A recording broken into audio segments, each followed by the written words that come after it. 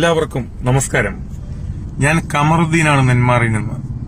ഇപ്പോ എഫ് ബിയിൽ വരാനുള്ള കാരണം നമ്മുടെ കേരളത്തിൽ നടക്കുന്ന പലതരം അനീതികൾക്കെതിരെ നമ്മൾ ജാതിയോ മതമോ രാഷ്ട്രീയമോ നോക്കാതെ ശബ്ദിച്ചിട്ടുണ്ട്.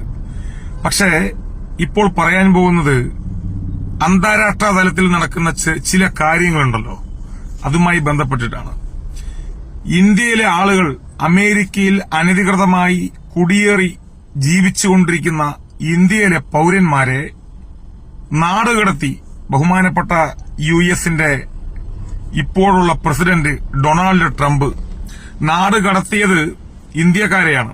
ഇന്ത്യക്കാരെ നാടുകടത്തി എന്ന് പറയുമ്പോൾ അത് എത്രത്തോളം ഭയാനകരമായ ഒരു നാടുകടത്തലാണ് എന്ന് ആ വിമാനത്തിൽ വന്നിറങ്ങിയ പഞ്ചാബികളും ഗുജറാത്തികളും അടങ്ങുന്ന ഇന്ത്യയിലെ ഒരുപാട് സ്റ്റേറ്റിലുള്ള ആളുകൾ പറഞ്ഞിട്ടുണ്ടായിരുന്നു. മണിക്കൂറുകളോളം കൈയും കാലും ബന്ധിച്ചുകൊണ്ട് ചങ്ങലക്കിട്ടുകൊണ്ട് ടോയ്ലറ്റിൽ പോവാൻ പോലും ചില സമയങ്ങളിൽ അനുവദിക്കാതെ ടോയ്ലറ്റിൽ പോണം എന്ന് പറയുമ്പോൾ ഒരുപാട് സമയം അവർ ഇപ്പോൾ പോണ്ട എന്ന മട്ടിൽ അവരെ ഭീഷണിപ്പെടുത്തുന്ന തരത്തിലുള്ള സംസാരങ്ങളും സംസാരിച്ചുകൊണ്ട് അമേരിക്കയുടെ മിലിറ്ററി എയർഫോഴ്സ് എന്ന അമേരിക്കയുടെ വിമാനത്തിൽ മിലിറ്ററിയുടെ വിമാനത്തിൽ ഇന്ത്യയിൽ കുടിയേറ്റക്കാരെ കൊണ്ടുവന്നിറക്കിയ കാഴ്ച നമ്മളെല്ലാവരും കണ്ടതാണ്. അതായത് ഇന്ത്യ അമേരിക്ക ബന്ധം ഒരുപാട് വർഷങ്ങളായി നല്ല രീതിയിലായിരുന്നു മുന്നോട്ട് പോയത്. ഇപ്പോഴും അങ്ങനെ തന്നെയാണ് എന്നാണ് എന്റെ വിശ്വാസം. അതായത് ഇന്ത്യ എന്ന മഹാരാജ്യത്തിന്റെ പ്രതിരോധ മന്ത്രി മുതൽ ആഭ്യന്തരമന്ത്രി മുതൽ പ്രധാനമന്ത്രി വരെ ഒരുപാട് ഈ രാജ്യത്തിനകത്തുള്ള ഒരുപാട് ഗവൺമെന്റ് സംവിധാനത്തിൽ പ്രവർത്തിക്കുന്ന മന്ത്രിമാരെ നല്ല രീതിയിൽ സ്വീകരിച്ച ഒരു രാജ്യമാണ് ഈ പറയുന്ന അമേരിക്ക. നമ്മുടെ മുൻ പ്രതിരോധ മന്ത്രി ബഹുമാനപ്പെട്ട കോൺഗ്രസിന്റെ നേതാവും കൂടിയായ AK ആന്റണിക്ക് പോലും നല്ല പോലെയുള്ള സ്വീകരണം അമേരിക്ക കൊടുത്തിട്ടുണ്ട്, അല്ലേ?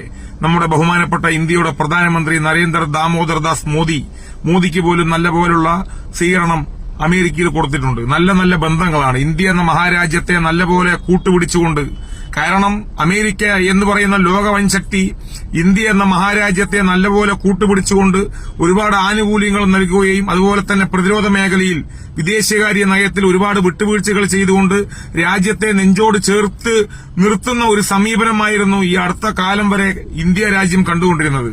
ഇന്ത്യ അമേരിക്ക ആണവ കരാർ എല്ലാവർക്കും അറിയാലോ, അല്ലെ? ഒന്നാം UPA സർക്കാരിന്റെ കാലത്ത് ഇന്ത്യ അമേരിക്ക ആണവ കരാർ നടപ്പിലാക്കിയപ്പോ അതിന്റെ ഇടയിൽ ഇന്ത്യക്ക് നമ്മുടെ ബഹുമാനപ്പെട്ട ഇന്ത്യക്കുണ്ടായ ഒരുപാട് ഉപരോധങ്ങളുണ്ട്.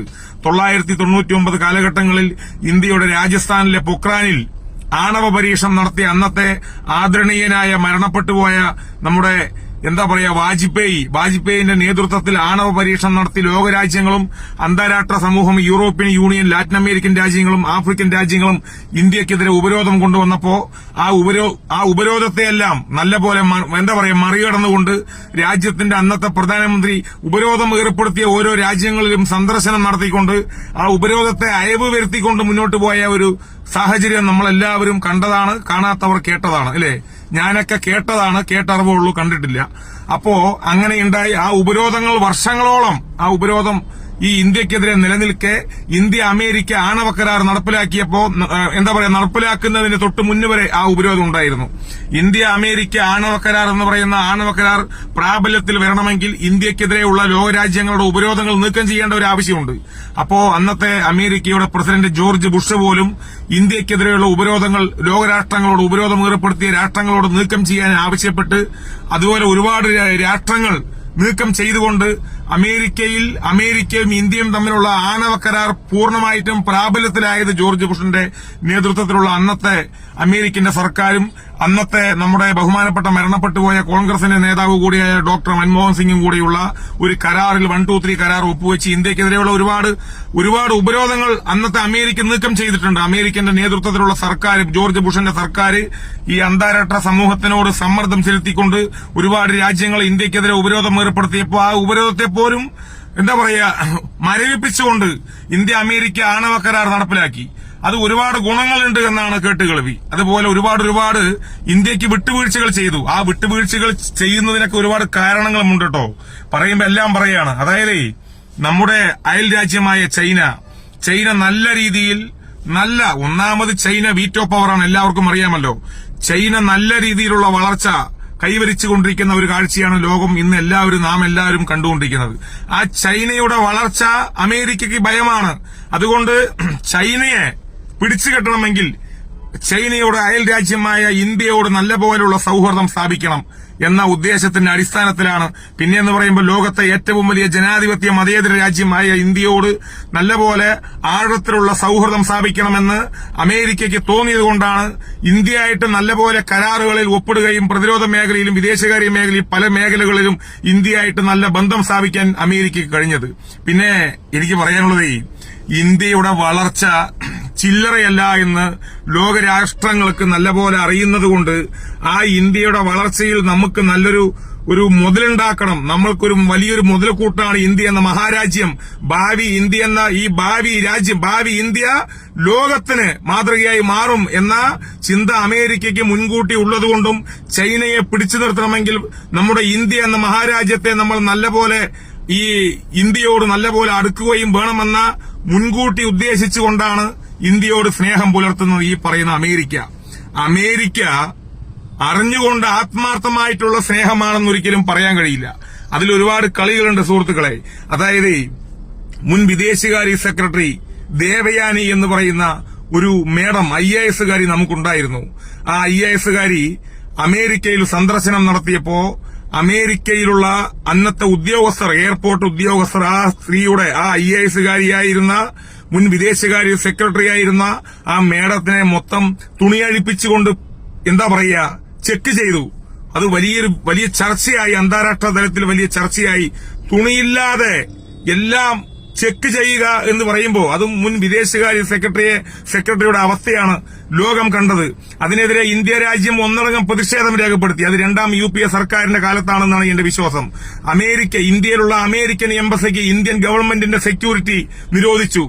അവിടെ ബാരിക്കേഡുകളൊക്കെ മാറ്റേണ്ട ഒരു സാഹചര്യം ഉണ്ടായി. അതിലൂടെ ബസ് സർവീസുകൾ നടത്തി നമ്മുടെ ഇന്ത്യ. ഒരുപാട് സംഭവങ്ങൾ നമ്മൾ നേരിട്ട് കണ്ടതാണ്. മുൻ രാഷ്ട്രപതി APJ അബ്ദുൽ കലാമിനെ പോലും നിർത്തി ചെക്ക് ചെയ്ത ഒരു രാജ്യമാണ് ഈ പറയുന്ന അമേരിക്ക. അപ്പോ ആത്മാർത്ഥമായിട്ട് ഇന്ത്യയായിട്ടുള്ള ബന്ധം ആത്മാർത്ഥമാണ് എന്നുണ്ടെങ്കിൽ ഗോണ്ടനാമോയിലെ തടവുകാരെ എങ്ങനെയാണോ അവർ ചെയ്യുന്നത് അതുപോലെയുള്ള ഒരു സാഹചര്യമാണ് ഒരു തെറ്റും ചെയ്യാത്ത അമേരിക്കയിൽ ജീവിത സാഹചര്യം മെച്ചപ്പെട്ടതുകൊണ്ട് അവിടെ ജീവിക്കണമെന്ന കൊതിമൂലം ഇവിടത്തെ ആളുകൾ കുടിയേറി പാർത്തു. സംഭവം അത് തെറ്റ് തന്നെയാണ്. അവരെ പിടിച്ചുകൊണ്ട് നല്ലപോലെ ഇന്ത്യക്ക് കൈമാറണമായിരുന്നു.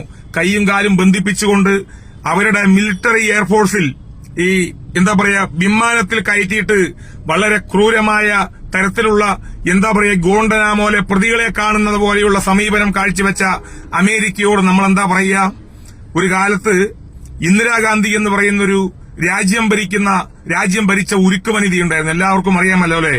ഇന്ത്യ പാകിസ്ഥാൻ വാറ് നടക്കാൻ പോകുന്ന ഒരു സാഹചര്യം വരെ ഉണ്ടായപ്പോ ഇന്ത്യക്കെതിരെ പാകിസ്ഥാന് വേണ്ടി അമേരിക്കയുടെ 7ാം പടക്കപ്പൽ നീറ്റിൽ ഇറക്കിയപ്പോ അന്ന് റഷ്യ പറഞ്ഞൊരു വാക്കുണ്ട്, നിങ്ങൾ അവരുടെ കാര്യത്തിൽ ഇടപെടരുത്, അത് അവര് നോക്കിക്കോളും. നിങ്ങൾ ഇടപെട്ടാൽ റഷ്യയാണ് പറഞ്ഞത്, ഞങ്ങൾ ഇന്ത്യക്ക് സപ്പോർട്ട് ചെയ്യും എന്ന് പറഞ്ഞിട്ടുണ്ടായിരുന്നു. അന്നത്തെ ഇറാഖിന്റെ പ്രസിഡന്റ് മരണപ്പെട്ടുപോയ സദ്ദാം ഹുസൈൻ പറഞ്ഞൊരു കാര്യമുണ്ട്, എന്റെ രാജ്യത്തിലെ എണ്ണ രാജ്യത്ത് ഉപയോഗിച്ചതിന് ശേഷം എത്രത്തോളമുണ്ടോ അത്രത്തോളം എണ്ണ ഇന്ത്യയുടെ അറബിക്കടലിൽ കപ്പലിൽ കൊണ്ട് അണിനിരത്തും, നിങ്ങൾക്കാവുന്ന സഹായങ്ങൾ ഞങ്ങൾ ചെയ്യും, നിങ്ങൾ അടിച്ചോളാൻ പറഞ്ഞു അന്നത്തെ സദ്ദാം. മനസ്സിലായില്ലേ? അപ്പോ ഇന്ദിരാഗാന്ധി എന്ന് പറയുന്ന ഉരുക്കുമരി എന്ന് പറഞ്ഞൊരു വാക്കുണ്ടായിരുന്നു, അത് നമ്മൾ കേട്ടതാണ്. എന്താ പറഞ്ഞതെന്നറിയോ? അമേരിക്കയുടെ 7ാം പടക്കപ്പൽ ഇന്ത്യന്റെ അതിർത്തി കടന്ന് വന്നാൽ തിരിച്ചു പോകണമെങ്കിൽ ഞങ്ങൾ വിചാരിക്കണം എന്ന് പറഞ്ഞ ഒരു ചങ്കൂറ്റമുള്ള ഒരു ഭരണാധികാരി രാജ്യത്തുണ്ടായിരുന്നു. അങ്ങനെ ഇരിക്കെ അതുപോലെ ചങ്കൂറ്റമുള്ള ബഹുമാനപ്പെട്ട ഒരുപാട് രാജ്യം ഭരിച്ച ഭരണാധികാരികൾ ഉണ്ടായിരുന്നു.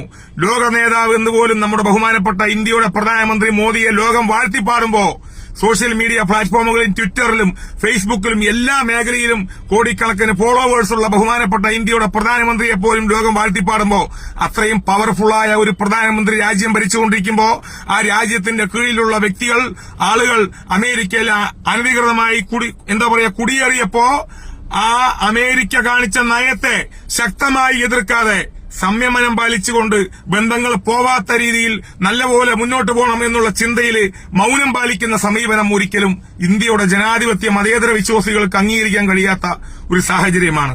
ഇന്ത്യക്കൊരു വിലയുണ്ട് സുഹൃത്തുക്കളെ. നമ്മുടെ രാജ്യം ചില്ലറയെന്നല്ല. നമ്മുടെ രാജ്യത്തിന്റെ പവർ നമ്മൾ ശരിക്കും അറിയണമെങ്കിൽ നമ്മൾ നമ്മുടെ രാജ്യം വിട്ടുപോകണം. ഞാൻ നെന്മാറക്കാരനാണ്. പാലക്കാട് ജില്ലയിലെ നെന്മാറ എന്ന് പറയുന്ന പ്രദേശത്ത് ജനിച്ചു വളർന്ന എനിക്ക് അഭിമാനമാണ്. കാരണം നെന്മാറയിലുള്ള എന്റെ വില എന്താണെന്ന് എനിക്കറിയില്ല. നെന്മാറ എന്ന നാട്ടിലെ വില എന്താണെന്ന് എനിക്കറിയില്ല. പല നാടുകളിലും പോയപ്പോ ആളുകൾ ചോദിക്കാറുണ്ട്, കേരളത്തിൽ എവിടെയാണ്? പാലക്കാട് അവിടെ നെന്മാറ എന്ന് പറയുമ്പോ നെന്മാറ വല്ലങ്ങി വേല നടക്കുന്ന സ്ഥലത്താണോ? അതെ, ആ പാടത്തിന്റെ ഇന്ന ഭാഗത്താണ് വീട് എന്ന് പറയുമ്പോ നമ്മൾക്ക് അഭിമാനമാണ്. അവര് നമ്മളെ നല്ലപോലെ ട്രീറ്റ് ചെയ്തുകൊണ്ട് ചായയും കടിയും ഒരുപാട് നല്ല സ്നേഹം നിറഞ്ഞ വാക്കുകൾ കൊണ്ട് അവർ നമ്മളെ മൂടുകയാണ്. അങ്ങനെയുള്ള ഒരു അനുഭവം എനിക്കുണ്ടായിട്ടുണ്ട്. നെന്മാറയിലെ ഒരുപാട് പേർക്കുണ്ടായിട്ടുണ്ട്. അതുപോലെയാണ് ഇന്ത്യ എന്ന് പറഞ്ഞാൽ ലോകത്തിന്റെ ഏത് മേഖലയിൽ ഇന്ന് പോയാലും ഇന്ത്യയിലെ ഓരോ ജനങ്ങൾക്കും ഓരോ പൌരന്മാർക്കും നല്ല അഭിമാനവും അന്തസ്സുമുണ്ട്. ലോകം ബഹുമാനിക്കും. ഇന്ത്യന്റെ ടെക്നോളജികളും പ്രതിരോധ മേഖലയും ISROയും ഇന്ത്യ എന്ന മഹാരാജ്യത്തിന്റെ വളർച്ചയും ലോകരാഷ്ട്രങ്ങൾ സാമ്പത്തിക മാന്ദ്യത്തിൽ കൂപ്പുകുത്തിയപ്പോ ഇന്ത്യ എന്ന മഹാരാജ്യത്തെ നല്ല രീതിയിൽ പിടിച്ചു നിർത്തിയ ഡോക്ടർ മൻമോഹൻ സിംഗ് എന്ന ഭരണാധികാരി നയിച്ച രാജ്യമാണ് നമ്മുടെ ഇന്ത്യ. ചിന്തിക്കാനുണ്ട്. അത്രയും പവർഫുള്ളായ ഇന്ത്യയിലെ ആളുകൾ അമേരിക്കയിൽ അനധികൃതമായി കുടിയേറിയപ്പോ ആ കുടിയേറ്റക്കാരെ പിടിച്ച് നല്ലപോലെ ഉത്തരവാദിത്തത്തോടെ ഇന്ത്യ എന്ന മഹാരാജ്യത്തേക്ക് കൈമാറേണ്ടതിന് ഇവർ ചെയ്തത് വലിയ ഒരു മോശത്തരമാണ്. അവർ ഈ പറയുന്ന ആളുകൾ അമേരിക്കയിലെ ഭരണാധികാരികൾ ചില്ലറക്കാരൊന്നുമല്ല. ആത്മാർത്ഥമായിട്ട് ഇന്ത്യയോട് സ്നേഹമുണ്ടെങ്കിൽ തീർച്ചയായിട്ടും അവർ നല്ലപോലെ ഈ പറയുന്ന ഇന്ത്യയിലുള്ള അനധികൃത കുടിയേറ്റക്കാരെ നല്ലപോലെ അയക്കുമായിരുന്നു. കൈയും കാലും ബന്ധിപ്പിച്ചിട്ട് തീവ്രവാദികൾക്ക് കൊടുക്കുന്ന ഒരു സാഹചര്യമല്ലേ ഈ അമേരിക്ക ഉണ്ടാക്കിയത്? ഇവർ ആരാ? ഗോണ്ടനാമോയിലെ തടവ് പുള്ളികളാണോ ഈ പറയുന്ന ഇന്ത്യക്കാര്? അനധികൃതമായി കുടിയേറിപ്പാർത്ത ഇന്ത്യക്കാര് ഗോണ്ടനാമോയിലെ തടവ് പുള്ളികളെന്നൊന്നും ഒരിക്കലുമല്ലല്ലോ. ഇത് അന്താരാഷ്ട്ര വിഷയമാണ്. പറയുന്നതിലും പരിമിതികളുണ്ട്. എന്റെ അറിവിന്റെ അടിസ്ഥാനത്തിൽ ഞാൻ പറയാണ്, ഇന്ത്യ എന്ന മഹാരാജ്യത്തിന് ഒരുപാട് ആനുകൂല്യങ്ങൾ ഉണ്ടാക്കി തന്നിട്ടുണ്ട് അമേരിക്ക എന്ന് പറയാതിരിക്കാൻ നിവൃത്തിയില്ല. പക്ഷേ അത്രത്തോളം ആത്മാർത്ഥമായിട്ട് ഇന്ത്യ എന്ന മഹാരാജ്യത്തെ സ്നേഹിക്കുന്ന അമേരിക്കയാണെങ്കിൽ ഇന്ത്യ എന്ന മഹാരാജ്യത്തിലെ ആളുകൾ അമേരിക്കയിൽ അനധികൃതമായി കുടിയേറിപ്പാർത്തിട്ടുണ്ടെങ്കിൽ അവരെ പിടിച്ച് നല്ലപോലെ ഇന്ത്യയിലേക്ക് അയക്കണമായിരുന്നു.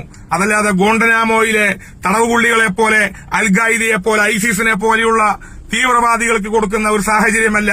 ഇങ്ങനെയുള്ള ഇന്ത്യയുള്ള നല്ല ജനാധിപത്യത്തിലും മതേതരത്വത്തിലും മതസൌഹാർദ്ദത്തിലും വിശ്വസിക്കുന്ന അമേരിക്ക എന്ന രാജ്യത്ത് നല്ലപോലെ ജീവിക്കണമെന്ന്, ജീവിത നിലവാരം നല്ലപോലെ ഉയർത്തിക്കൊണ്ട് ജീവിക്കണമെന്ന് സ്വപ്നം കണ്ടുകൊണ്ട് അമേരിക്കയിൽ അനധികൃതമായി കുടിയേറി പാർത്ത ആളുകളെ ഇങ്ങനെയല്ല അമേരിക്ക ട്രീറ്റ് ചെയ്യേണ്ടത്. വല്ലാത്ത ദുഃഖമുണ്ട്. ഇത് പറയാതിരിക്കാൻ നിവൃത്തിയില്ല. വേറെ വഴിയില്ലാതെ പറഞ്ഞതാണ്. ഒരുപാട് കഥകളുണ്ട്. ഇന്ത്യ എന്ന മഹാരാജ്യത്തിന് ഒരുപാട് ഉപകാരം ചെയ്തിട്ടുണ്ടെങ്കിലും അത് ആത്മാർത്ഥമാണെങ്കിൽ ഓക്കെ.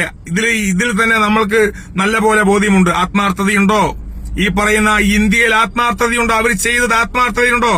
ഒന്നും പറഞ്ഞിട്ട് കാര്യമില്ല സുഹൃത്തുക്കളെ. റഷ്യയെ പോലെ വിശ്വസിക്കാൻ പറ്റുന്ന ഒരു രാജ്യം അമേരിക്ക ഇല്ല എന്ന് പറയാതിരിക്കാൻ നിവൃത്തിയില്ല. അപ്പൊ എല്ലാവർക്കും നന്ദി, നമസ്കാരം. എന്റെ അഭിപ്രായം ഞാൻ സോഷ്യൽ മീഡിയ പ്ലാറ്റ്ഫോമിലൂടെ ഞാൻ രേഖപ്പെടുത്തിയെന്ന് മാത്രം. നന്ദി, നമസ്കാരം.